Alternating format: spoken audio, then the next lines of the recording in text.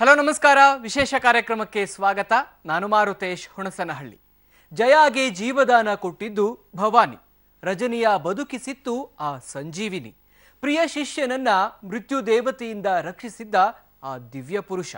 ಜೀವನ್ಮರಣ ಹೋರಾಟದಲ್ಲಿದ್ದ ರಜನಿಗೆ ದಯಪಾಲಿಸಿದ್ದ ಬದುಕೋ ಅವಕಾಶ. ಆ ಅಮರಜೀವಿ ಯಾರು? ಏನು ಆ ಮಹಾಸಂತನ ಮಹಾವಿಶೇಷ? ಇದೇ ಈ ಸಮಯದ ಸ್ಪೆಷಲ್ ರಜನಿಯ ಸಂಜೀವಿನಿ. ತಮಿಳು ಮಕ್ಕಳ ಅಮ್ಮ ಪುರಚಿ ತಲೈವಿ ಜಯಲಲಿತಾ ಬದುಕುಳಿಯೋದೇ ಕಷ್ಟ ಎಂಬರ್ಥದ ಸಮಾಚಾರ ಬರ್ತಿದ್ದ ವೇಳೆಯಲ್ಲೇ ಪವಾಡ ಸದೃಶ ರೀತಿಯಲ್ಲಿ ಆಕೆ ಚೇತರಿಸಿಕೊಳ್ತಿದ್ದಾರೆ. ಮಾತನಾಡುವ ಮಟ್ಟಕ್ಕೆ ಗುಣಮುಖ ಹೊಂದಿದ್ದಾರೆ ಅಂದ್ರೆ ಅವರಿಗೆ ತಾಯಿ ಚಾಮುಂಡಿಯ ಶ್ರೀರಕ್ಷೆ ಇದೆ ಎಂದೇ ಭಾವಿಸಲಾಗ್ತಿದೆ. ಜಯಲಲಿತಾಗೆ ಚಾಮುಂಡೇಶ್ವರಿಯೇ ಪ್ರಾಣಭಿಕ್ಷೆ ನೀಡಿದ್ದಾಳೆ ಅನ್ನೋ ವಾದ ಸರಣಿ ಆರಂಭವಾಗಿದೆ. ಕೆಲ ವರ್ಷಗಳ ಹಿಂದೆ ತಲೈವ ರಜನಿಕಾಂತ್ ಕೂಡ ಇದೇ ಸ್ಥಿತಿಯಲ್ಲಿದ್ರು. ಜೀವನ್ಮರಣದ ಹೋರಾಟದಲ್ಲಿ ಬಸವಳಿದಿದ್ರು. ಇಂಥ ಸಂದರ್ಭದಲ್ಲೇ ಅವರಿಗೆ ದಿವ್ಯ ಸಾಕ್ಷಾತ್ಕಾರವಾಗಿತ್ತಂತೆ. ಭಗವಂತನ ರೂಪದಲ್ಲಿ ಬಂದ ಆ ಆಕೃತಿ ಅವರಿಗೆ ಜೀವದಾನ ನೀಡಿತ್ತಂತೆ. ಇಲ್ಲಿದೆ ದಿವ್ಯ ಅನುಭೂತಿ ಕೊಡುವ ಈ ರೋಚಕ ವೃತ್ತಾಂತ. ರಜನಿ ಪದೇ ಪದೇ ಹಿಮಾಲಯಕ್ಕೆ ಹೋಗ್ತಾರಂತೆ. ರಜನಿಯಲ್ಲಿ ಧ್ಯಾನಸ್ಥರಾಗಿ ತಪಸ್ಸು ಮಾಡ್ತಾರಂತೆ. ಅಲ್ಲವರು ಕಾವಿ ಧರಿಸಿ ಅಪ್ಪಟ ಸನ್ಯಾಸಿಯೇ ಆಗ್ತಾರಂತೆ. ಲೌಕಿಕ ನಂಟು ಬಿಟ್ಟು ಆಧ್ಯಾತ್ಮದತ್ತ ಮುಖ ಮಾಡ್ತಾರಂತೆ. ಸೂಪರ್ ಸ್ಟಾರ್ ರಜನಿಕಾಂತ್ ಕುರಿತ ಇಂಥ ಸಮಾಚಾರ ಆಗಿಂದಾಗ್ಗೆ ಕಿವಿಗೆ ಬೀಳುತ್ತಲೇ ಇರುತ್ತೆ. ಇದು ನಿಜವೂ ಹೌದು ಮತ್ತು ಇದಕ್ಕೆ ದೃಶ್ಯ ಸಾಕ್ಷಿನೂ ಇದೆ. ರಜನಿಯ ರೋಬೋ ಚಿತ್ರ ಬಿಡುಗಡೆಯಾಗಿ ಕೋಟಿ ಕೋಟಿ ಬಾಚುತ್ತಾ ಎಲ್ಲಾ ದಾಖಲೆಯನ್ನ ಉಡೀಸ್ ಮಾಡಿ ಮುನ್ನುಗ್ತಾ ಇದ್ರೆ ಈ ವಿದ್ಯಮಾನಕ್ಕೆ ಸಾಕ್ಷಿಯಾಗಲು ತಲೈವಾಗಿರಲೇ ಇಲ್ಲ. ಅವರು ಹಿಮಾಲಯಕ್ಕೆ ಹೋಗಿ ಆ ನಿಗೂಢ ಗುಹೆ ಹೊಕ್ಕಿ ತಪಸ್ಸಿಗೆ ಕುಳಿತುಬಿಟ್ಟಿದ್ರು. ಅವರ ದಾರ್ಶನಿಕ ಕಣ್ಣಿಗೆ ರೋಬೋ ಸಿನಿಮಾದ ಬೆಳವಣಿಗೆ ಕಾಣಿಸ್ತಿತ್ತ ಗೊತ್ತಿಲ್ಲ. ಆದ್ರೆ ರಜನಿಕಾಂತ್ ಮಾತ್ರ ಇಹದ ಚಿಂತೆಯನ್ನ ಬಿಟ್ಟು ಭಕ್ತಿ ಮಾರ್ಗದಲ್ಲಿ ಸಂಚರಿಸ್ತಾ ಇದ್ರು. ರಜನಿ ಅವರ ಈ ಭಕ್ತಿ ಪಥದ ಪ್ರವೃತ್ತಿಯೇ ಮುಂದೆ ಅವರ ಪ್ರಾಣವನ್ನ ರಕ್ಷಿಸಿತ್ತು ಅಂದ್ರೆ ಎಲ್ಲರೂ ನಂಬಲೇಬೇಕು. ಹೌದು, ರಜನಿಯ ಬದುಕಿನಲ್ಲಿ ನಡೆದ ಊಹೆಗೂ ನಿಲುಕದ ಮತ್ತು ವಿಸ್ಮಯದಿಂದ ಕೂಡಿದ ಸತ್ಯ ವೃತ್ತಾಂತ ಇಂದು ನಿಮ್ಮ ಮುಂದೆ ಅನಾವರಣವಾಗಲಿದೆ. ಅದು 5 ವರ್ಷಗಳ ಹಿಂದಿನ ಮಾತು. ರಜನಿಯ ಆರೋಗ್ಯ ಇದ್ದಕ್ಕಿದ್ದಂತೆ ಹದಗೆಟ್ಟಿತ್ತು. ಎಲ್ಲಾ ಕಡೆ ಆತಂಕ, ಗಾಳಿ ಸುದ್ದಿಯ ಆರ್ಭಟ. ಕ್ಷಣ ಕ್ಷಣಕ್ಕೂ ಬದಲಾಗುತ್ತಿತ್ತು ವಿಧಿಯ ಆಟ. ಅದು 2011ರ ಮೇ ತಿಂಗಳು. 60 ದಾಟಿದ ಸೂಪರ್ ಸ್ಟಾರ್ ರಜನಿಕಾಂತ್ ಅವರ ಆರೋಗ್ಯದಲ್ಲಿ ದಿಢೀರ್ ಏರುಪೇರು ಉಂಟಾಗಿತ್ತು. ದೇಹದಲ್ಲಾದ ಅಸಹಜ ಬದಲಾವಣೆ ಅವರನ್ನ ಹೈರಾಣಾಗಿಸಿತ್ತು. ಶ್ವಾಸಕೋಶದ ಸೋಂಕು ಹಾಗೂ ಉದರ ಸಂಬಂಧಿ ತೊಂದರೆಯಿಂದ ಬಳಲ್ತಾ ಇದ್ದ ನಟ ರಜನಿಕಾಂತ್ ಚೆನ್ನೈನ ರಾಮಚಂದ್ರ ಆಸ್ಪತ್ರೆಗೆ ದಾಖಲಾಗಬೇಕಾಯಿತು. ಅನಾರೋಗ್ಯದ ಗಂಭೀರತೆ ಅರಿತ ವೈದ್ಯರು ಅವರನ್ನ ತೀವ್ರ ನಿಗಾ ಘಟಕದಲ್ಲಿಟ್ಟು ಚಿಕಿತ್ಸೆ ನೀಡಲು ಆರಂಭಿಸಿದರು.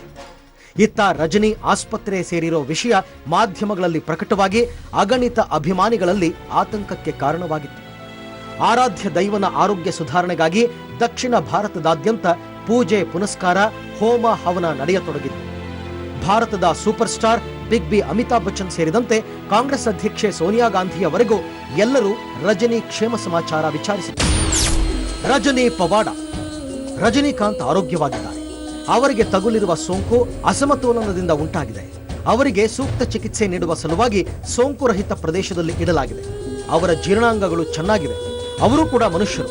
ಅವರಿಗೆ ಯಾವುದೇ ಮಾನವಾತೀತ ಶಕ್ತಿ ಇಲ್ಲ. ಅವರಿಗೆ ಸೋಂಕುರಹಿತ ಪ್ರದೇಶದ ಅಗತ್ಯ ಇದೆ.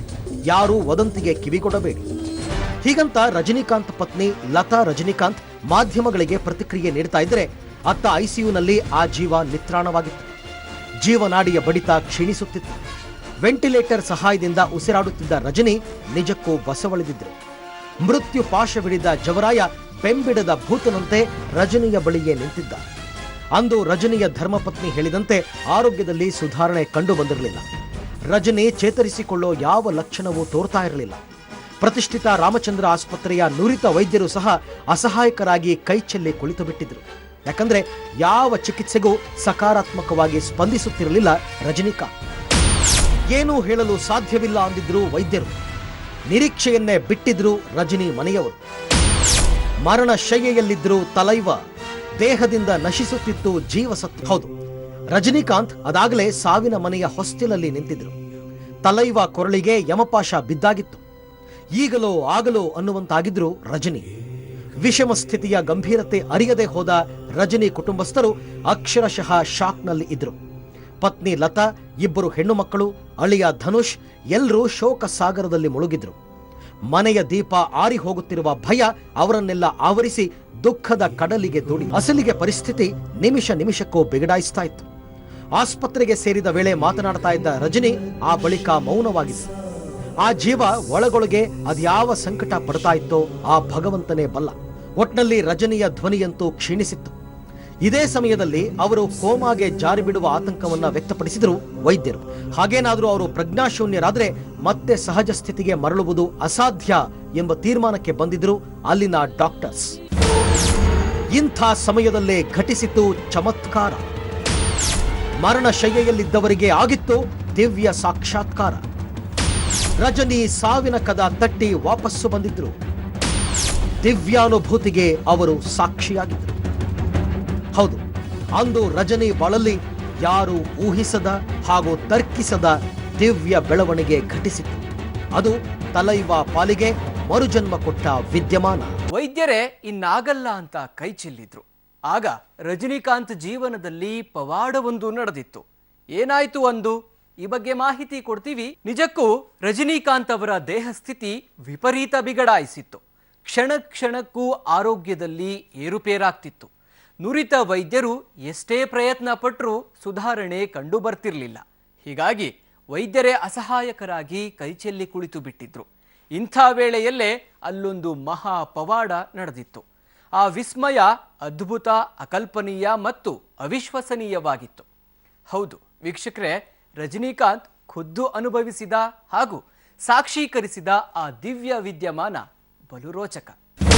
ಅಂದು ಸಾವಿನ ಮನೆಯ ಹೊಸ್ತಿಲಲ್ಲಿದ್ದರು ರಜನಿಕಾಂತ್. ಯಮನ ವಿರುದ್ಧ ಹೋರಾಟದಲ್ಲಿ ಸೋತು ಅವರಾಗಿದ್ದರು ಚಿತ್ತ. ಪ್ರಿಯ ಶಿಷ್ಯನನ್ನ ಮೃತ್ಯು ದೇವತೆಯಿಂದ ರಕ್ಷಿಸಿದ್ದ ಆ ದಿವ್ಯ ಪುರುಷ. ಚಿರನಿದ್ರೆಗೆ ಜಾರುತ್ತಿದ್ದ ರಜನಿಗೆ ದಯಪಾಲಿಸಿದ್ದ ಬದುಕುವ ಅವಕಾಶ. ಚಮತ್ಕಾರ ಕಂಡು ವೈದ್ಯರೇ ಬೆಕ್ಕಸ ಬೆರಗಾಗಿದ್ದರು. 2,500 ವರ್ಷಗಳ ಆಯುಸ್ಸು ಹೊಂದಿರುವ ಆ ಅಮರಜೀವಿ ಯಾರು? ಚೆನ್ನೈನ ಶ್ರೀ ರಾಮಚಂದ್ರ ಆಸ್ಪತ್ರೆಯಿಂದ ಅದ್ಯಾವ ಕ್ಷಣದಲ್ಲಿ ಬೇಕಾದರೂ ದುರ್ವಾರ್ತೆ ಬರ ಸಿಡಿಲಿನಂತೆ ಬಂದೆರಗುವ ಆತಂಕ ನಿರ್ಮಾಣ ಆಗಿತ್ತು. ಎಲ್ಲರೂ ಕೈಚೆಲ್ಲಿ ಕುಳಿತಿದ್ರು. ಇಂಥ ವೇಳೆಯಲ್ಲೇ ಕಟ್ಟ ಕಡೆ ಪ್ರಯತ್ನ ಎಂಬಂತೆ ರಜನಿ ಅವರನ್ನ ಸಿಂಗಾಪುರ್ನ ಪ್ರತಿಷ್ಠಿತ ಮತ್ತು ವಿಶ್ವ ಪ್ರಸಿದ್ಧ ಮೌಂಟ್ ಎಲಿಜಬೆತ್ ಆಸ್ಪತ್ರೆಗೆ ದಾಖಲಿಸಲು ನಿರ್ಧರಿಸಲಾಯಿತು. ಅದರಂತೆ ಅವರನ್ನ ತುರ್ತು ವಿಮಾನದ ಮೂಲಕ ಸಿಂಗಾಪುರಕ್ಕೆ ಶಿಫ್ಟ್ ಮಾಡಲಾಯಿತು. ಅಲ್ಲಿ ರಜನಿ ಅವರ ದೇಹ ಸ್ಥಿತಿಯನ್ನ ಕಂಡ ವೈದ್ಯರು you are too late, we will try our level best ಅಂತ ಉದ್ಘರಿಸಿದರು. ಅಲ್ಲಿಗೆ ಕಾಲ ಮಿಂಚು ಹೋಗಿತ್ತು. ಕೊನೆ ಆಸೆಯು ಕ್ಷೀಣಿಸತೊಡಗಿತ್ತು.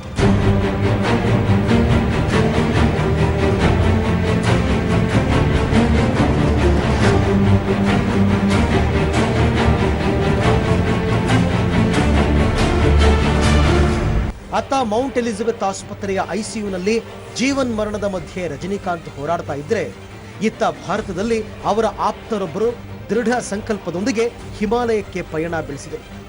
ಅದು ಹಿಮಾಲಯದ ಅತ್ಯಂತ ದುರ್ಗಮ ಹಾದಿ, ಗಿರಿ ಕಂದರ ಕಾನನಗಳ ನಿಗೂಢ ಸ್ಥಳವದು. ಇಂಥ ಜಾಗದಲ್ಲಿರೋ ರಹಸ್ಯಮಯ ಗುಹೆಗೆ ಬಹಳ ಕಷ್ಟಪಟ್ಟು ತಲುಪಿದರು ರಜನಿಯ ಆಪ್ತ.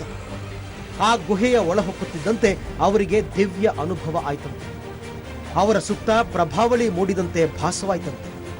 ಆ ಗುಹೆಯಲ್ಲೇ 2,500 ವರ್ಷಗಳಿಂದ ವಾಸ ಮಾಡ್ತಾ ಕೆಲವು ಭಕ್ತರಿಗೆ ಈಗಲೂ ದರ್ಶನ ಭಾಗ್ಯ ನೀಡೋ ಮಹಾವತಾರ ಬಾಬಾ ಅವರ ಧ್ಯಾನದಲ್ಲೇ ಕೆಲಕಾಲ ಮುಳುಗಿದ್ರಂತೆ ಆ ರಜನಿಯ ಸ್ನೇಹಿತ. ಆಗ ಅಶರೀರ ವಾಣಿಯೊಂದು ಕೇಳಿ ಬಂತ ಆ ವ್ಯಕ್ತಿಗೆ, ಆಯುಷ್ಮಾನ್ ಭವ, ಎಲ್ಲ ಒಳ್ಳೆಯದಕ್ಕೆ, ಚಿಂತೆ ಬಿಡು ಎಂಬ ಸುಸ್ಪಷ್ಟ ಧ್ವನಿ ಕೇಳಿ ಬಂದಂತೆ. ತಕ್ಷಣ ಕಣ್ಬಿಟ್ಟ ಅವರಿಗೆ ಹಗಲುಗನಸು ಬಿದ್ದಂತೆ ಭಾಸವಾಯ್ತಂತೆ. ಅಲ್ಲದೆ ತತ್ಕ್ಷಣ ಕೂಡಲೇ ರಜನಿಗೆ ಏನೂ ಆಗಲ್ಲ ಎಂಬ ಸಕಾರಾತ್ಮಕ ಚಿಂತನೆ ಅವರ ಮನದಲ್ಲಿ ಮೂಡಿ ಮೊಗದಲ್ಲಿ ಮಂದಹಾಸ ಆವರಿಸಿತ್ತಂತೆ. ಹೀಗೆ ಆ ವ್ಯಕ್ತಿಗೆ ಆದ ರೀತಿಯಲ್ಲೇ ಸಿಂಗಾಪುರದ ಆಸ್ಪತ್ರೆಯಲ್ಲಿ ಮಲಗಿದ್ದ ರಜನಿಗೂ ಅಂಥದ್ದೇ ದಿವ್ಯಾನುಭೂತಿ ಆಗಿತ್ತಂತೆ. ಅದು ರಜನಿಯ ಪಾಲಿಗೆ ದಿವ್ಯ ಸಾಕ್ಷಾತ್ಕಾರ. ಬಾಬಾ ಮಹಿಮೆ ನನ್ನ ಕ್ಷಾತ್ರ ಕುಂದುತ್ತಿತ್ತು. ಮಾತನಾಡಬೇಕು ಅಂತ ಅನ್ಸಿದ್ರು ನಾಲಿಗೆ ಹೊರಳುತ್ತಾ ಇರಲಿಲ್ಲ. ಧ್ವನಿಪೆಟ್ಟಿಗೆ ಹಾಳಾಗೋಯ್ತೆ ಅಂತ ಯೋಚಿಸುವುದಕ್ಕೆ ಶುರು ಮಾಡಿದ್ದೆ. ಆತ್ಮ ನನ್ನ ದೇಹ ಬಿಟ್ಟು ಹೋಗುವ ಆತುರದಲ್ಲಿದ್ದದ್ದು ನನ್ನ ಗಮನಕ್ಕೆ ಬಂದಿತ್ತು. ದೇಹವನ್ನ ತ್ಯಜಿಸಲು ಆತ್ಮ ತುದಿಗಾಲ ಮೇಲೆ ನಿಂತಿದೆ ಅಂದ್ರೆ ಏನರ್ಥ? ಸಾವು ಬಂತು ಅಂತ ತಾನೆ. ಅಯ್ಯೋ ದೇವರೇ, ನನ್ನ ಆಯುಸ್ಸು ಮುಗಿತಲ್ಲ ಅಂತ ಅಂದುಕೊಂಡೆ. ನನ್ನ ಸುತ್ತ ಯಾವುದೋ ಆಕೃತಿ ನಿಂತಿರುವ ಹಾಗೆ ಭಾಸವಾಯಿತು. ಆತ ಯಮಧರ್ಮರಾಯನೇನ ಗೊತ್ತಿಲ್ಲ, ನೆನಪಿಗೆ ಬರ್ತಿಲ್ಲ. ಎಲ್ಲವೂ ಅಸ್ಪಷ್ಟವಾಗಿತ್ತು. ಭಗವಂತ ಕೊಟ್ಟ ಈ ಜನ್ಮ ಸಾರ್ಥಕವಾಯಿತು ಅಂತ ಅಂದುಕೊಂಡು ಉಸಿರು ಚೆಲ್ಲಲು ಸಿದ್ಧಗೊಂಡೆ. ನನ್ನ ದೇಹ ನಿಶ್ಚಲವಾಗ್ತಾ ಇರೋದು ಗಮನಕ್ಕೆ ಬಂದಿತ್ತು. ಅಬ್ಬಾ, ಎಂಥ ವಿಚಿತ್ರ ಅನುಭವ! ಇಂಥ ಸಂದರ್ಭದಲ್ಲೇ ವಿಸ್ಮಯವೊಂದು ಘಟಿಸಿತು. ನನ್ನ ಆರಾಧ್ಯ ದೈವ ಮಹಾವತಾರ ಬಾಬಾ ಅವರು ಪ್ರತ್ಯಕ್ಷರಾಗಿದ್ದರು. ಆಯುಷ್ಮಾನ್ ಭವ ಪುತ್ರ ಎಂದಷ್ಟೇ ಹೇಳಿ ಮಾಯವಾಗಿದ್ದರು. ಬಳಿಕ ನಾನು ಕಣ್ಣು ಬಿಟ್ಟಾಗ ನನ್ನ ದೇಹ ಸ್ಥಿತಿಯಲ್ಲಿ ಗಣನೀಯ ಸುಧಾರಣೆ ಕಂಡುಬಂದಿತ್ತು. ಇದೇನು ಆಶ್ಚರ್ಯ! ಇದೆಲ್ಲ ಬಾಬಾ ಮಹಿಮೆಯೇ ಸರಿ.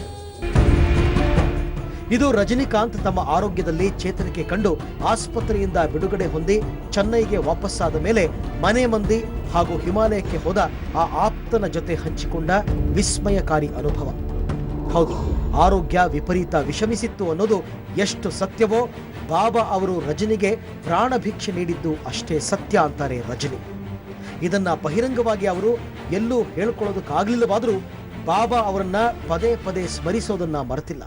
ஓட வச்சது நீங்க Vasu sir, Sivaji productions, technicians, fans, press, ஜனங்க நீங்க ஓட வச்சீங்க. சரி, எந்திரிச்சு நிக்கிறதுக்கு சக்தி வேணும் இல்ல? எந்திரிச்சு நிக்கிறதுக்கு சக்தி கொடுத்தது பாபாஜி, என்னுடைய கடவுள் பாபாஜி, என்னுடைய குரு சச்சிதானந்தர். ஏன் பாபா படம் எடுத்தோம், ஓகே இப்படி ஆச்சு. அதுக்காக என்னுடைய பாபாஜி ரொம்ப பவர்ஃபுல், என்னுடைய ஆண்டவன் பவர்ஃபுல் அப்படின்னு சொல்லி நான் என்னுடைய காடை நான் உங்களை ரெக்கமெண்ட் பண்ணல, நான் இன்ஃப்ளூயன்ஸ் பண்ணல. உங்களுடைய ஆண்டவரும் அவ்வளவோ ಪವರ್ಫುಲ್ தான். ಆರೋಗ್ಯದಲ್ಲಿ ಕೊಂಚ ಚೇತರಿಕೆ ಕಂಡುಬಂದ ಬಳಿಕ ಸಿಂಗಾಪುರದಿಂದ ರಜನಿ ಅಭಿಮಾನಿಗಳಿಗೆ ಧ್ವನಿ ಸಂದೇಶ ಕಳುಹಿಸಿದರು. ಅದರಲ್ಲೂ ಅವರು ದೇವರ ದಯೆಯಿಂದ ನಾನು ಬದುಕುಳಿದೆ ಅಂತ ಹೇಳಿದರು. ಆ ಮೂಲಕ ಪರೋಕ್ಷವಾಗಿ ಬಾಬಾಗೆ ಕೃತಜ್ಞತೆ ಸಲ್ಲಿಸಿದರು. ஹலோ, நான் ரஜினிகாந்த் பேசுறேன். ஹாப்பியா போயிட்டு வந்துட்டு இருக்கேன். நானு எவ்வளவு சீக்கிரம் முடியுமோ அவ்வளவு சீக்கிரம் நான் வந்துடுறேன் ராஜாக்களா. பணம் வாங்குறேன், ஆக்ட் பண்றேன். அதுக்கே நீங்க எவ்வளவு அன்பு கொடுக்குறீங்கன்னா அவனுக்கு நான் என்னப்பா நான் கொடுக்கறது? உங்களுக்கு டெஃபினட்டா நீங்க எல்லாரும் தலை நிமிர்ந்து, எங்க ஃபேன்ஸ் எங்க எல்லா த்ரூ அவுட் த வேர்ல்ட் தலை நிமிர்ந்து வாழ்ற மாதிரி நான் நடந்து கிடைக்கணும். கடவுள் குருபா எனக்கு இருக்கு. நான் சீக்கிரம் வந்துடுறேன். Okay bye. ಇದೆಂಥ ವಿಚಿತ್ರ, ಇದೆಂಥ ವಿಸ್ಮಯ! ಬಾಬಾ ಅವತಾರ ಅದೆಷ್ಟು ಸತ್ಯ! ರಜನಿಕಾಂತ್ ಅವರು ಬದುಕುಳಿದಿದ್ದು ಒಂದು ದೊಡ್ಡ ಪವಾಡವೇ ಸರಿ. ಆದರೆ ವಿಜ್ಞಾನ ಇಷ್ಟು ಮುಂದುವರಿದಿರುವ ಕಾಲಘಟ್ಟದಲ್ಲಿ ಬಾಬಾ ಪ್ರತ್ಯಕ್ಷವಾಗಿದ್ದು, ಪ್ರಾಣಭಿಕ್ಷೆ ನೀಡಿದ್ದು, ಆಯುಷ್ಮಾನ್ ಭವ ಎಂದಿದ್ದು ಇವೆಲ್ಲವೂ ಆಧಾರರಹಿತ ಅಂತ ಅನ್ನಿಸದೇ ಇರದು. ಆದರೆ ರಜನಿ ಮತ್ತು ಅವರ ಅತ್ಯಾಪ್ತ ಸಂಗಡಿಗರು ಇದನ್ನ ಸುತರಾಂ ಒಪ್ಪೋದಿಲ್ಲ. ಹಿಮಾಲಯದ ಆ ಗುಹೆಯಲ್ಲಿ 2500 ವರ್ಷಗಳಿಂದ ಆ ಬಾಬಾ ವಾಸ ಮಾಡ್ತಾ ಇದ್ದಾರೆ. ಕೆಲವರಿಗಷ್ಟೇ ಅವರು ದರ್ಶನ ನೀಡುತ್ತಿದ್ದಾರೆ ಎಂಬ ವಾದ ಮಂಡಿಸುತ್ತಾರೆ. ಹೀಗಾಗಿ ಅವರನ್ನ ಭೇಟಿ ಮಾಡಲೆಂದೇ ರಜನಿ ಪ್ರತಿ ವರ್ಷ ಹಿಮಾಲಯಕ್ಕೆ ಹೋಗ್ತಾರಂತೆ. ರಜನಿಯ ಹಿಮಾಲಯ ಪಯಣ ಮತ್ತು ಬಾಬಾ ದರ್ಶನ ವೃತ್ತಾಂತ ಮತ್ತಷ್ಟು ರೋಚಕ.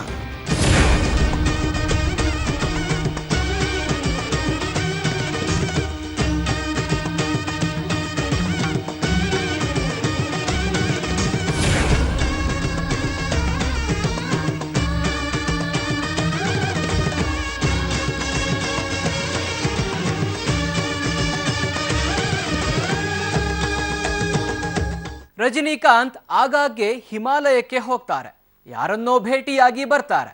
ರಜನಿಕಾಂತ್ ನಿಗೂಢವಾಗಿ ಭೇಟಿಯಾಗೋ ಆ ವ್ಯಕ್ತಿ ಯಾರು ಅನ್ನೋದರ ಸಂಪೂರ್ಣ ಮಾಹಿತಿ ನಿಮ್ಮ ಮುಂದೆ ಇಡ್ತೀವಿ. ಸೂಪರ್ ಸ್ಟಾರ್ ರಜನಿಕಾಂತ್ ಬಾಬಾ ಸಿನಿಮಾ ಮಾಡಿದ್ದು ಗೊತ್ತು, ಆದ್ರೆ ಅದರ ಹಿಂದಿನ ಎಷ್ಟೋ ನಿಗೂಢ ಸತ್ಯಗಳು ನಿಮ್ಗೆ ಗೊತ್ತಿಲ್ಲ.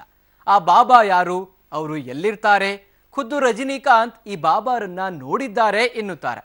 ಇದು ನಿಜವಾ? ಅಸಲಿಗೆ ಹಿಮಾಲಯಕ್ಕೆ ರಜನಿ ಹೋಗೋದ್ಯಾಕೆ? ಅದರ ಎಕ್ಸ್ಕ್ಲೂಸಿವ್ ಸ್ಟೋರಿ ನಿಮಗಾಗಿ. 2000 ವರ್ಷದ ಬಾಬಾನನ್ನ ರಜನಿ ನೋಡಿದ್ದಾರೆ. ಹಿಮಾಲಯದ ತಪ್ಪಲಲ್ಲಿ ತಲೈವ ಹೀಗಿರ್ತಾರೆ. ರಜನಿ ಹಿಮಾಲಯಕ್ಕೆ ಹೋಗೋದು ಎಲ್ರಿಗೂ ಗೊತ್ತು. ಮನಸ್ಸಿಗೆ ನೆಮ್ಮದಿ ಬೇಕಾದಾಗ, ಏಕಾಂಗಿತನವನ್ನ ಮನಸ್ಸು ಬಯಸಿದಾಗ ರಜನಿ ಸೈಲೆಂಟ್ ಆಗಿ ಹಿಮಾಲಯದ ತಪ್ಪಲಿಗೆ ಹೋಗ್ತಾರೆ. ಅಲ್ಲಿರುವ ಸಾಧು ಸಂತರ ಜೊತೆ ಧ್ಯಾನ ಮಾಡ್ತಾರೆ. ಅವರ ಮೈ ಮೇಲೆ ಖಾವಿ ಬಟ್ಟೆ ಇಲ್ಲವೇ ಬಿಳಿಯ ಪಂಚೆ ಅಂಗಿ ಇರುತ್ತೆ. ಮುಖದ ತುಂಬೆಲ್ಲ ಕುರುಚಲು ದಾಡಿ. ಸರ್ವಸಂಗ ಪರಿತ್ಯಾಗಿಯಂತೆ ರಜನಿ ಈ ಲೋಕವನ್ನ ಮರೆತು ಸ್ವಾಮಿ ಆಗ್ತಾರೆ. ಸೂಪರ್ ಸ್ಟಾರ್ ಎನ್ನುವುದನ್ನ ಮರಿತಾರೆ. ಗ್ಲಾಮರ್ ಲೋಕದಿಂದ ಧ್ಯಾನದ ಧರ್ಮಸ್ಥಳಕ್ಕೆ ತಲುಪ್ತಾರೆ. ಅಲ್ಲಿಯೇ ಇದ್ದಾರೆ ರಜನಿ ನಂಬುವ ಆ ಸಾವಿರದ ಬಾಬಾ. ಅಲ್ಲಿ ಗವಿಯಂತಿರುವ ಗುಹೆಯಲ್ಲಿ ಇರುವುದೇ ಆ ಬಾಬಾ. ರಜನಿ ಈಗಲೂ ನಂಬುವ, ಧ್ಯಾನಿಸುವ, ಪೂಜಿಸುವ ಬಾಬಾ. ಆ ಬಾಬಾ ಮೇಲೆ ಯಾಕೆ ರಜನಿಗೆ ಅಷ್ಟೊಂದು ಭಕ್ತಿ ಪ್ರೀತಿ ಗೊತ್ತಾ? ಕುತೂಹಲ ಇರೋದೇ ಅಲ್ಲಿ. ಆ ಬಾಬಾ ಅಂತಿಂಥ ಬಾಬಾ ಅಲ್ಲ. ಭರ್ತಿ 2000 ವರ್ಷಗಳಿಂದ ನಿರಂತರವಾಗಿ ತಪಸ್ಸು ಮಾಡುತ್ತಿರುವ ಬಾಬಾ ಅವರು. ಅವರನ್ನ ರಜನಿ ನೋಡಿದ್ದಾರಂತೆ. ಬದುಕು, ಸಾವು, ಕಷ್ಟ, ಸಾಂಸಾರಿಕ ಬದುಕಿನ ನಶ್ವರತೆ, ಹೀಗೆ ಎಲ್ಲ ಮುಖಗಳನ್ನ ಬಾಬಾ ಜೊತೆ ಹಂಚಿಕೊಂಡಿದ್ದಾರೆ. ರಜನಿ ನಿಜಕ್ಕೂ ಆ ಬಾಬಾನನ್ನ ನೋಡಿದ್ದಾರೆ. ಹೀಗಂತ ಖುದ್ದು ಅವರಿಗೆ ಕೇಳಿದ್ರೆ ಹೌದು ಅಂತಾರೆ ರಜನಿ. ಇದನ್ನ ಅವರು ತಮ್ಮ ಆಪ್ತ ಗೆಳೆಯ ರಾಜ್ ಬಹದ್ದೂರ್ ಬಳಿ ಹೇಳ್ಕೊಂಡಿದ್ದಾರೆ. ಆ ಬಾಬಾನನ್ನು ನಾನು ನೋಡಿದ್ದೆ. 2000 ವರ್ಷಗಳಿಂದ ಅವರು ತಪಸ್ಸು ಮಾಡ್ತಾ ಇದ್ದಾರೆ. ಅವರೊಂದಿಗೆ ಅನೇಕ ವಿಷಯಗಳನ್ನ ಚರ್ಚಿಸಿದ್ದೆ. ಎಷ್ಟೋ ಸಂಗತಿಗಳಿಗೆ ಅವರು ಉತ್ತರ ಹೇಳಿದ್ದಾರೆ. ಯಾರು ನಂಬುತ್ತಾರೋ ಬಿಡುತ್ತಾರೋ ಈ ಮಾತನ್ನು, ಆದ್ರೆ ನನ್ನ ಮಾತು ಸತ್ಯಸ್ಯ ಸತ್ಯ, ಹೀಗೆಂದು ರಜನಿ ಹೇಳ್ತಾರೆ. ಕೆಲವು ವರ್ಷಗಳ ಹಿಂದೆ ಬಾಬಾ ಎನ್ನುವ ಚಿತ್ರ ಬಂದಿತ್ತು, ನೆನಪಿದೆಯಾ? ರಜನಿ ನಾಯಕರಾಗಿದ್ದ ಆ ಚಿತ್ರದ ಕಥೆಯನ್ನ ಖುದ್ದು ರಜನಿ ಬರೆದಿದ್ರು. ಬಾಬಾ ಬಗ್ಗೆ ಸಿನಿಮಾ ಮಾಡಬೇಕು ಅಂತ ಪ್ರೇರಣೆಯಾಗಿದೆ. ಅವರ ತತ್ವ ಮತ್ತು ಸಿದ್ಧಾಂತಗಳನ್ನ ಎಲ್ಲರಿಗೂ ಮುಟ್ಟಿಸಬೇಕು, ಅದಕ್ಕಾಗಿಯೇ ಈ ಸಿನಿಮಾ ಮಾಡ್ತಾ ಇದ್ದೀನಿ ಅಂತ ರಾಜ್ ಬಹದ್ದೂರ್ ಬಳಿ ಹೇಳ್ಕೊಂಡಿದ್ರು. ಅದಕ್ಕೆ ರಾಜ್ ಬಹದ್ದೂರ್ ಕೇಳಿದ್ರು, 2000 ವರ್ಷ ಬಾಬಾ ಬದುಕಿದ್ದಾರೆ ಅಂದ್ರೆ ಜನ ನಂಬ್ತಾರ, ಸಿನಿಮಾ ನೋಡ್ತಾರ? ಈ ಪ್ರಶ್ನೆಗೆ ರಜನಿ ಉತ್ತರ ಇನ್ನೂ ಅಚ್ಚರಿ ಮೂಡಿಸುತ್ತೆ. ಖಂಡಿತ ಒಪ್ತಾರೆ, ಯಾಕೆಂದ್ರೆ ನಾನು ಸತ್ಯ ಹೇಳ್ತಾ ಇದ್ದೀನಿ. ಸಿನಿಮಾ ಮಾಡುವ ಮುನ್ನ ಗೆಳೆಯರೊಂದಿಗೆ ರಜನಿ ಶೃಂಗೇರಿಗೆ ಹೋಗಿದ್ರು. ದೇವಸ್ಥಾನಕ್ಕೆ ಭೇಟಿ ಕೊಟ್ಟ ನಂತರ ನದಿಯಾಚೆ ಇರುವ ಆಶ್ರಮದ ಸ್ವಾಮೀಜಿಯೊಬ್ಬರನ್ನ ಭೇಟಿ ಮಾಡಿದ್ರು. ಆ ಸ್ವಾಮೀಜಿಗೆ ಬಾಬಾ ಸಿನಿಮಾ ಗೆಲ್ಲುತ್ತದಾ ಅಂತ ಕೇಳಿದ್ರು. ಅದಕ್ಕೆ ಸ್ವಾಮೀಜಿ ಅಡ್ಡಡ್ಡ ತಲೆ ಅಲ್ಲಾಡಿಸಿದ್ರು. ಅಂದ್ರೆ ಬಾಬಾ ಸಿನಿಮಾ ಗೆಲ್ಲೋದಿಲ್ಲ ಅಂದಿದ್ರು ಆ ಸ್ವಾಮೀಜಿ.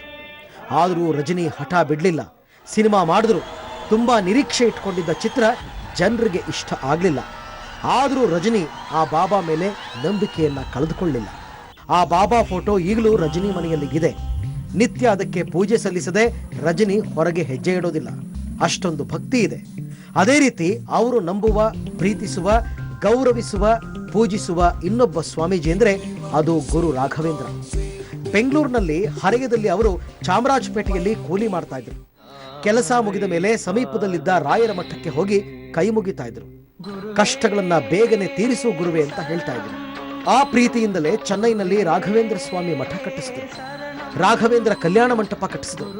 ಖುದ್ದು ರಜನಿ ರಾಯರ ಪಾತ್ರವನ್ನ ಮಾಡಿ ಸಿನಿಮಾ ಮಾಡಿದ್ರು. ಮತ್ತಷ್ಟು ರಜನಿಕಾಂತ್ ವಿಶೇಷತೆಗಳನ್ನ ಹೊತ್ತು ನಿಮ್ಮ ಮುಂದೆ ಬರ್ತೀವಿ. ಎಲ್ಲ ನಟ ನಟಿಯರಿಗೂ ಅಭಿಮಾನಿಗಳಿರ್ತಾರೆ, ಆದ್ರೆ ಒಬ್ಬ ರಜನಿಗೆ ಮಾತ್ರ ಭಕ್ತರಿದ್ದಾರೆ, ಆರಾಧಕರಿದ್ದಾರೆ ಮತ್ತು ಶ್ರದ್ಧಾಳುಗಳಿದ್ದಾರೆ. ಹೌದು, ಸೂಪರ್ ಸ್ಟಾರ್ ರಜನಿಗೆ ರಜನಿಯೇ ಸಾಟಿ. ನಮೋಭೂತೋ ನಾ ಭವಿಷ್ಯತಿ ಸ್ಟಾರ್ಡಮ್ ಹೊಂದಿರೋ ರಜನಿಕಾಂತ್ ಸ್ವಲ್ಪ ಸಮಯದಲ್ಲೇ ನಟನೆಗೆ ವಿದಾಯ ಹೇಳಲಿದ್ದಾರೆ ಎಂಬ ಸುದ್ದಿ ಎಲ್ಲೆಡೆ ಹರಿದಾಡ್ತಾ ಇದೆ. ಹಾಗಾದ್ರೆ ಇದು ನಿಜವಾ? Over to story. ಒಳ್ಳೆಯದ್ದೇ ಇರಲಿ ಕೆಟ್ಟದ್ದೇ ಇರಲಿ, ಎಲ್ಲ ಆದಿಗೂ ಒಂದು ಅಂತ್ಯ ಅಂತ ಇದ್ದೇ ಇರುತ್ತೆ. ದೇವರು ಸೃಷ್ಟಿಸಿರುವ ಬ್ರಹ್ಮಾಂಡಕ್ಕೆ ಕೊನೆ ಇರುವಾಗ ಇನ್ನು ಹುಲುಮಾನವ ಯಾವ ಲೆಕ್ಕ? ಆದರೆ ಕೋಟ್ಯಾಂತರ ಸಿನಿರಸಿಕರ ಆರಾಧ್ಯ ದೈವ ರಜನಿಯ ನಟನೆಯು ಮುಂದೊಂದು ದಿನ ಕೊನೆಗೊಳ್ಳುತ್ತೆ ಎಂಬುದಂತೂ ಅರಗಿಸಿಕೊಳ್ಳಲಾಗದ ಸತ್ಯ. ಸುಮಾರು 40 ವರ್ಷಗಳ ಸುದೀರ್ಘ ಚಿತ್ರ ಅನುಭವ ಹೊಂದಿರುವ ಸೂಪರ್ ಸ್ಟಾರ್ ರಜನಿಕಾಂತ್ ವೃತ್ತಿ ಜೀವನದಲ್ಲಿ ಸಾಕಷ್ಟು ಏಳು ಬೀಳು ಕಂಡಿದ್ದಾರೆ. ಭಾರತೀಯ ಸಿನಿಮಾ ಕ್ಷಿತಿಜದಲ್ಲಿ ಯಾವೊಬ್ಬ ನಟನಿಗೂ ಇಲ್ಲದಂತಹ ಹೈಪರ್ ಸ್ಟಾರ್ಡಮ್ ಹೊಂದಿರುವ ತಲೈವ ಬಹುಬೇಗನೆ ಅಭಿನಯಕ್ಕೆ ವಿದಾಯ ಹೇಳಲಿದ್ದಾರಂತೆ. ಅಭಿಮಾನಿಗಳ ಪಾಲಿಗೆ ಇದು ಬರ ಸಿಡಿಲಿನ ವಿಚಾರವೇ ಆದರೂ ವರ್ತಮಾನದ ಪರಿಸ್ಥಿತಿ ಅವಲೋಕಿಸಿದರೆ ನಿವೃತ್ತಿಯ ವಿಚಾರದಲ್ಲಿ ನಿಜಾಂಶ ಇದೆ. ಸಾಧಿಸಿದ್ದು ಸಾಕು, ಭಗವಂತ ಎಲ್ಲಾ ಕೊಟ್ಟಿರುವಾಗ ಇನ್ನೇನು ಬೇಕು? ಬಹುಬೇಗನೆ ರಜನಿಕಾಂತ್ ಹಿಡಿಯಲಿದ್ದಾರಂತೆ ನಿವೃತ್ತಿಯ ಟ್ರ್ಯಾಕು. ಆ ಸ್ಟೈಲು, ಆ ಮ್ಯಾನರಿಸಮ್ಮು, ಆ ಬ್ರ್ಯಾಂಡು, ಆ ಇಮೇಜು. 10 ಜನ್ಮ ಹುಟ್ಟಿ ಬಂದ್ರೂ ಯಾವ ನಟನಿಗೂ ಸಿಗಲ್ಲ ಅಂಥ ಕ್ರೇಜ್. ಕಬಾಲಿ ತೆರೆ ಕಂಡ ಬಳಿಕವೇ ರಜನಿಕಾಂತ್ ಸಿನಿಮಾಗೆ ಗುಡ್ ಬೈ ಹೇಳಲಿದ್ದಾರಂತೆ ಎಂಬ ಸುದ್ದಿ ಎಲ್ಲೆಡೆ ಹರಿದಾಡಿತ್ತು. ಅಸಲಿಗೆ ಸಿನಿಮಾದಿಂದ ಸನ್ಯಾಸತ್ವ ಸ್ವೀಕರಿಸಲು ನಿರ್ಧರಿಸಿ ಆಧ್ಯಾತ್ಮ ಬದುಕಿನತ್ತ ಎಂದೋ ಚಿತ್ತ ಹರಿಸಿದರು ರಜನಿಕಾಂತ್. ಹೌದು, 2002ರಲ್ಲೇ ಅವರ ಸಿನಿ ಪಯಣ ಕಟ್ಟ ಕಡೆಯ ನಿಲ್ದಾಣ ಮುಟ್ಟಬೇಕಿತ್ತು. 14 ವರ್ಷಗಳ ಹಿಂದೆಯೇ ಅವರ ನಟನೆಗೆ ಪೂರ್ಣ ವಿರಾಮ ಬೀಳಬೇಕಿತ್ತು. ಆಗಲೇ ರಜನಿಕಾಂತ್ ಚಿತ್ರರಂಗಕ್ಕೆ ಬೆನ್ನು ಹಾಕಿಯಾಗಿತ್ತು. ಬಾಬಾ ಸೋಲಿನಿಂದ ಕಂಗೆಟ್ಟ ಶಿವಾಜಿ, ನಿವೃತ್ತಿ ಬಯಸಿದ ಮನಸ್ಸಿನೊಂದಿಗೆ ರಾಜಿ. ರಜನಿಯ ಹೃದಯಕ್ಕೆ ಬಲು ಹತ್ತಿರದ ಸಿನಿಮಾ ಅಂದ್ರೆ ಅದು ಬಾಬಾ. ಖುದ್ದು ರಜನಿ ಅವರೇ ಕಥೆ, ಚಿತ್ರಕಥೆ ಬರೆದು ನಿರ್ಮಾಣ ಮಾಡಿದ್ರು. ಅಲ್ಲದೆ ಚಿತ್ರದ ಮೇಲೆ ಅಪಾರ ಭರವಸೆ ಇಟ್ಕೊಂಡಿದ್ರು. ಆದರೆ ಬಾಬಾ ಗೆಲ್ಲಿಲ್ಲ, ಸಾಧಾರಣ ಯಶಸ್ಸು ಸಹ ಕಾಣಲಿಲ್ಲ. ಅಂದ್ರೆ ಚಿತ್ರ ಚೆನ್ನಾಗಿರಲಿಲ್ಲ ಅಂತ ಅರ್ಥ ಅಲ್ಲ. ಆದರೆ ರಜನಿಯ ವೇದಾಂತ, ತತ್ವಜ್ಞಾನ, ಆಧ್ಯಾತ್ಮ, ಇಹಪರ ಚಿಂತನೆ, ಭವ ಸಾಕ್ಷಾತ್ಕಾರ ಇವ್ಯಾವೂ ಕೂಡ ಪ್ರೇಕ್ಷಕರಿಗೆ ರುಚಿಸಲಿಲ್ಲ. ಬೆಳ್ಳಿ ಪರದೆಯ ಪ್ರಭು ಪರಮಾತ್ಮನ ಹುಡುಕಾಟದಲ್ಲಿ ಲೌಕಿಕ ವ್ಯವಹಾರ ಮತ್ತು ಐಹಿಕ ಸುಖಗಳನ್ನು ತ್ಯಜಿಸಿ ಮೋಕ್ಷ ಪಥದತ್ತ ಹೆಜ್ಜೆ ಹಾಕೋದನ್ನ ಅಭಿಮಾನಿಗಳು ಸುತಾರಾಮ್ ಒಪ್ಪಲಿಲ್ಲ. ಹೀಗಾಗಿ ನಿರೀಕ್ಷೆಯ ಮಣಭಾರಕ್ಕೆ ಬಲಿಯಾದ ಬಾಬಾ ಎದ್ದೇಳಲೇ ಇಲ್ಲ. ಇದರಿಂದ ವಿಚಲಿತರಾದ ರಜನಿಕಾಂತ್ ಅಂದೇ ಇನ್ನು ಅಭಿನಯಿಸಿದ್ದು ಸಾಕು ಎಂಬ ಖಡಕ್ ನಿರ್ಧಾರಕ್ಕೆ ಬಂದು ಬಿಟ್ಟಿದ್ರು. ಮನೆಯವರೂ ಇದಕ್ಕೆ ಸಮ್ಮತಿಸಿದ್ರಿಂದ ಅಧಿಕೃತ ಘೋಷಣೆಯೊಂದೇ ಬಾಕಿ ಉಳಿದಿತ್ತು. ಆದರೆ ವಿಧಿ ಬೇರೆಯೇ ಬಯಸಿತ್ತು.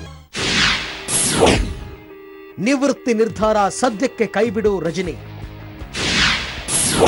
ಆಜ್ಞೆಯಂತೆ ಕಿವಿಗಪ್ಪಳಿಸಿತ್ತು ಆ ಬಿಗ್ ಧ್ವನಿ. Doctor Rajkumar, MGR, NTR, Shivaji Ganesan ಇವರೆಲ್ಲ ರಜನಿಯ ಅಚ್ಚುಮೆಚ್ಚಿನ ನಟರು. ಬಿಗ್ ಬಿ ಅಮಿತಾಬ್ ಬಚ್ಚನ್ ಕೂಡ ಇದೇ ಸಾಲಿನಲ್ಲಿ ನಿಲ್ತಾರೆ. ಅಮಿತಾಬ್ ಬಗ್ಗೆ ವಿಶೇಷ ಗೌರವ ಹೊಂದಿರುವ ರಜನಿಕಾಂತ್ ಅವರ ಮುಂದೆ ನಾನು ನಿಮಿತ್ತ ಅಂತ ಅದೆಷ್ಟೋ ಬಾರಿ ಘಂಟಾಘೋಷವಾಗಿ ಹೇಳಿದ್ದಾರೆ. ಅಮಿತಾಬ್ಗೂ ಅಷ್ಟೇ ರಜನಿ ಕಂಡ್ರೆ ಎಲ್ಲಿಲ್ಲದ ಪ್ರೀತಿ. ಹೀಗೆ ದಿಗ್ಗಜ ನಟದ್ವಯರು ಪರಸ್ಪರ ಅನ್ಯೋನ್ಯ ಬಾಂಧವ್ಯ ಹೊಂದಿದ್ದಾರೆ. What can I say about this young man who stands next to me? We have been very close to each other. Rajni has always been like a family to me. We have worked in each other's films. We have worked together on common films. And there's always been a certain grace, a dignity, a humility, a down-to-earth quality that has always preceded him and always you find exhibited when you work with him. Rajani ನಿವೃತ್ತಿ ನಿರ್ಧಾರದ ವಿಷಯ ಅಮಿತಾಬ್ ಕಿವಿಗೆ ಬಿದ್ದಾಗ ಸಹಜವಾಗಿಯೇ ಅವರು ಆಘಾತಕ್ಕೆ ಒಳಗಾಗಿದ್ರು. ಹೆಚ್ಚು ವಿಳಂಬ ಧೋರಣೆ ಅನುಸರಿಸದೆ ಮುಂಬೈನಲ್ಲಿದ್ದ ಅಮಿತಾಬ್ ಚೆನ್ನೈನಲ್ಲಿದ್ದ ಮಿತ್ರ ರಜನಿಗೆ ಕರೆ ಮಾಡಿದರಂತೆ. ಬಿಗ್ ಮನವಿ, ರಜನಿ ಅವರೇ ಹೇಗಿದ್ದೀರಾ? ದೇವರು ನಿಮಗೆ ಆಯುರಾರೋಗ್ಯ ಕೊಟ್ಟು ಕಾಪಾಡಲಿ. ಒಂದು ಪ್ರಶ್ನೆಗೆ ಉತ್ತರ ಸಿಗದೆ ನನ್ನ ಮನ ಸಂದಿಗ್ಧತೆಯಲ್ಲಿ ಸಿಕ್ಕಿ ಒದ್ದಾಡ್ತಾ ಇದೆ. ನೀವು ಸಿನಿಮಾದಿಂದ ಸನ್ಯಾಸ ಸ್ವೀಕರಿಸಲು ತೀರ್ಮಾನಿಸಿದ್ದೀರಂತೆ, ಹೌದಾ? ಅದು ಸುಳ್ಳಾಗಲಿ ಅಂತ ಭಗವಂತನಲ್ಲಿ ಪ್ರಾರ್ಥಿಸುತ್ತೇನೆ. ಒಂದೊಮ್ಮೆ ನಿಜವೇ ಆಗಿದ್ರೆ ದಯವಿಟ್ಟು ನಿಮ್ಮ ನಿರ್ಧಾರದಿಂದ ಹಿಂದೆ ಸರಿಯಿರಿ. ನೀವು ಕಲಾ ಸರಸ್ವತಿಯ ಪುತ್ರ. ನಿಮ್ಮಲ್ಲಿ ನಟನೆಯ ಕ್ಷಾತ್ರ ಹಾಗೂ ವಯಸ್ಸು ಎರಡೂ ಇದೆ. ಅದರಲ್ಲೂ ಯಾರಿಗೂ ಇಲ್ಲದ ದೊಡ್ಡ ಅಭಿಮಾನಿ ಬಳಗ ನಿಮ್ಮಲ್ಲಿದೆ. ನಿಮ್ಮ ಆರಾಧಕರಿಗೆ ನಿರಾಸೆ ಮೂಡಿಸದಿರಿ. ಯಾವುದೇ ಕಾರಣಕ್ಕೂ ನಿವೃತ್ತಿ ಬೇಡ.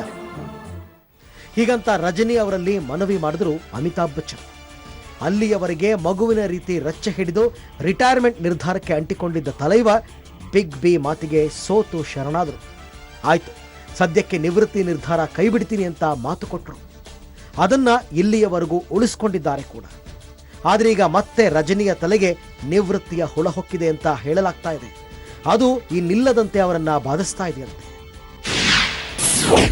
ಕೈ ಕೊಡುತ್ತಿರೋ ಆರೋಗ್ಯ, ಉಡುಗಿದ ಚೈತನ್ಯ, ಮುಪ್ಪಿನಲ್ಲಿ ದಣಿದು ಬಳಲಿ ಬೆಂಡಾದ ಕಾಯ. ರಜನಿಕಾಂತ್ ಅವರಿಗೀಗ 66 ವರ್ಷ. ಅನಾರೋಗ್ಯ ಅವರನ್ನ ಪೆಡಂಭೂತದಂತೆ ಕಾಡ್ತಾ ಇದೆ. ವಿಪರೀತ ಅನ್ನುವಷ್ಟು ದೇಹ ಕೃಶವಾಗಿದೆ. ನಿತ್ರಾಣಗೊಂಡಂತೆ ಶರೀರ ಗೋಚರಿಸ್ತಾ ಇದೆ. ರಜನಿ ಅವರಲ್ಲಿ ಮೊದಲಿನ ಲವಲವಿಕೆ ಇಲ್ಲ. ಅವರು ಬಲಹೀನಗೊಂಡವರಂತೆ, ಕಸುವೆ ಇಲ್ಲದವರಂತೆ ಕಾಣ್ತಾ ಇದ್ದಾರೆ. ಕೆಲ ವರ್ಷಗಳ ಹಿಂದಿದ್ದ ಚೈತನ್ಯ, ಸಾಮರ್ಥ್ಯ ಯಾವುದೂ ಇಲ್ಲ. ಕಬಾಲಿ ಚಿತ್ರದ ಫೈಟ್ ಸೀನ್ಗಳಲ್ಲಿ ಈ ಎಲ್ಲ ನ್ಯೂನತೆಗಳು ಎದ್ದು ಕಾಣುತ್ತವೆ. ಕೆಲ ದೃಶ್ಯಗಳಲ್ಲಿ ತುಂಬಾ ಬಳಲಿದಂತೆ ಕಂಡು ಬರ್ತಾರೆ. ಪ್ರಯಾಸಪಟ್ಟು ಬಲವಂತಕ್ಕೆ ಮಣಿದು ನಟಿಸಿದವರಂತೆ ತೋರುತ್ತದೆ. ಶಬ್ದವೇದಿಯಲ್ಲಿ ವರನಟ ಡಾಕ್ಟರ್ ರಾಜ್ಕುಮಾರ್ ಅವರ ಸ್ಥಿತಿಯು ಹೀಗೆ ಆಗಿತ್ತು. ಇದು ದೇಹದಂಡನೆಯ ವಯಸ್ಸಲ್ಲ. ಮನಸ್ಸು ಅದೆಷ್ಟೇ ಒತ್ತಾಯಿಸಿದರೂ ಮುಪ್ಪು ಅಪ್ಪಿದ ಕಾಯ ಇದಕ್ಕೆ ಬಿಲ್ಕುಲ್ ಒಪ್ಪಲ್ಲ. ಬದುಕಿನ ಈ ಕಹಿ ಸತ್ಯ ರಜನಿಯ ಅರಿವಿಗೆ ಬಂದಿದೆ. ಇನ್ನು ಅವರು ಹೀರೋಯಿಸಂ ಹಾಗೂ ಮ್ಯಾನರಿಸಂ ಈ ಎರಡನ್ನೂ ಬದಿಗಿಟ್ಟು ವಯಸ್ಸಿಗೆ ತಕ್ಕ ಪಾತ್ರ ನಿರ್ವಹಿಸಲು ಇಚ್ಛಿಸಿದರೂ ಅವರ ಅಭಿಮಾನಿಗಳು ಯಾವ ಕಾರಣಕ್ಕೂ ಇದಕ್ಕೆ ಸಮ್ಮತಿಸಲ್ಲ. ಹೀಗಾಗಿ ನಿವೃತ್ತಿ ಹೊಂದುವುದೇ ಲೇಸು ಎಂಬ ಕಠೋರ ತೀರ್ಮಾನಕ್ಕೆ ಬಂದಂತಿದೆ ರಜನಿಕಾಂತ್. ರೋಬೋ 2 ನಂತರ ರಜನಿಯದ್ದು ಯಾವ ಚಿತ್ರ?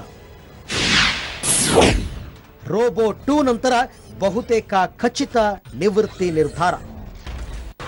A1 ಡೈರೆಕ್ಟರ್ ಶಂಕರ್ ಮೂಸೆಯಲ್ಲಿ ಅರಳುತ್ತಾ ಇರುವ ಬಹು ನಿರೀಕ್ಷಿತ ರೋಬೋ 2 ಚಿತ್ರ ಈಗಾಗಲೇ 75% ಚಿತ್ರೀಕರಣ ಮುಗಿಸಿದೆ. ರೋಬೋ 2 ತೆರೆಗೆ ಅಪ್ಪಳಿಸಿದ ಬಳಿಕ ರಜನಿಕಾಂತ್ ನಿವೃತ್ತಿ ನಿರ್ಧಾರ ಪ್ರಕಟಿಸಲಿದ್ದಾರೆ ಎಂಬ ಮಾತುಗಳು ಕೇಳಿ ಬರ್ತಿವೆ. ಇನ್ನೊಂದು ಮೂಲಗಳ ಪ್ರಕಾರ ಭಾಷಾ ಚಿತ್ರದ 2ನೇ ಅವತರಣಿಕೆ ಮಾಡಲು ರಜನಿ ಉತ್ಸುಕರಾಗಿದ್ದಾರೆ. ಆನಂತರವಷ್ಟೇ ಸಿನಿಮಾಗೆ ತಲೈವ ಗುಡ್ ಬೈ ಹೇಳಲಿದ್ದಾರಂತೆ. ಹೀಗೆ ರಜನಿ ವಿದಾಯದ ಕುರಿತು ಸಾಕಷ್ಟು ಊಹಾಪೋಹಗಳು ಎಗ್ಗಿಲ್ಲದೆ ಹಾರಾಡಲು ಆರಂಭಿಸಿದೆ. ಇದು ಸುಳ್ಳಾಗಲಿ ಎಂಬುದಷ್ಟೇ ನಮ್ಮೆಲ್ಲರ ಬಯಕೆ.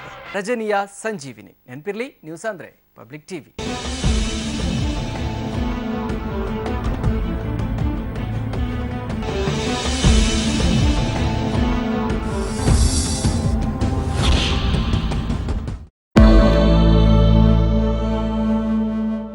ಸರ್ಕಾರದ ಮಹತ್ವಾಕಾಂಕ್ಷಿ 1791 ಕೋಟಿ ರೂಪಾಯಿ ವೆಚ್ಚದ ಉಕ್ಕಿನ ಸೇತುವೆಗೆ ಸಂಬಂಧಪಟ್ಟಂತೆ ಬೆಂಗಳೂರಿನಾದ್ಯಂತ ವಿರೋಧ ಬಹಳಷ್ಟು ಭುಗಿಲೆದ್ದಿದೆ. ಈ ಮಧ್ಯೆ ಸರ್ಕಾರದ ಯಾವೊಬ್ಬ ಪ್ರತಿನಿಧಿಯೂ ಇಂದು ಏರ್ಪಡಿಸಲಾಗಿದ್ದಂತಹ ಸಂವಾದದಲ್ಲಿ ಭಾಗವಹಿಸಿರಲಿಲ್ಲ. ನಟ ಯಶ್ ನಡೆಯ ಬಗ್ಗೆ ನಿರ್ಮಾಪಕ ಸಿಆರ್ ಮನೋಹರ್ ಆಕ್ಷೇಪವನ್ನ ಎತ್ತಿದ್ದಾರೆ. ಮಾಧ್ಯಮಗಳಿಗೆ ನಟ ಯಶ್ ಸವಾಲು ಹಾಕಿರುವುದು ಸರಿಯಲ್ಲ. ಬಂಗಾರಪೇಟೆಯಲ್ಲಿ ನಿರ್ಮಾಪಕ ಸಿಆರ್ ಮನೋಹರ್ ಈ ಹೇಳಿಕೆಯನ್ನ ಕೊಟ್ಟಿದ್ದಾರೆ. ಯಶ್ ಬೆಳೆಯುತ್ತಿರುವಂತಹ ನಟ, ಅವರು ಯಾಕೆ ಹೀಗೆ ಮಾಡಿದ್ದಾರೋ ನನಗೆ ಗೊತ್ತಿಲ್ಲ. ನಟ ಯಶ್ ಜೊತೆ ಮಾತಾಡಿ ಅವರ ನಿಲುವಿನ ಬಗ್ಗೆ ಅರಿವು ಮೂಡಿಸುವ ಪ್ರಯತ್ನವನ್ನ ನಾನು ಮಾಡ್ತೀನಿ ಅಂತ ಕೋಲಾರ ಜಿಲ್ಲೆಯ ಬಂಗಾರಪೇಟೆಯಲ್ಲಿ ನಿರ್ಮಾಪಕ ಸಿಆರ್ ಮನೋಹರ್ ಈ ಹೇಳಿಕೆಯನ್ನ ಕೊಟ್ಟಿದ್ದಾರೆ.